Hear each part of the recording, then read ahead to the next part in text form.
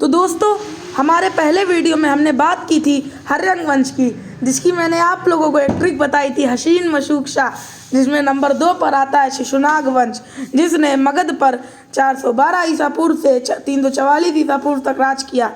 उसका प्रथम शासक और उसका संस्थापक शिशुनाग कहा जाता है, जिसने 412 से 394 ईसा पूर्व तक राज किया।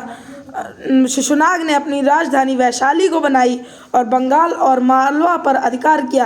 पुराणों में ऐसा माना जाता है कि शिशुनाग एक क्षत्रिय वंश का राजा था।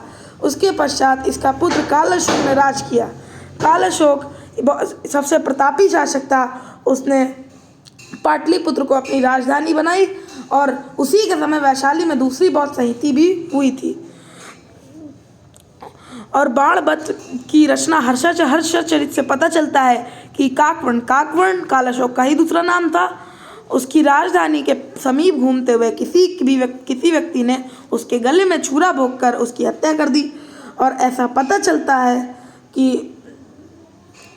चलता है कि कालाशोक की हत्या किसी और ने नहीं, नंद वंश के संस्थापक महापद्म नंद की। पर कई इतिहासकार ऐसा भी मानते हैं कि कालाशोक का एक पुत्र नंदीवर्मन है, जिसकी हत्या महापद्म नंद की। ये दोनों बातें परस्पर विरोध में चलती हैं।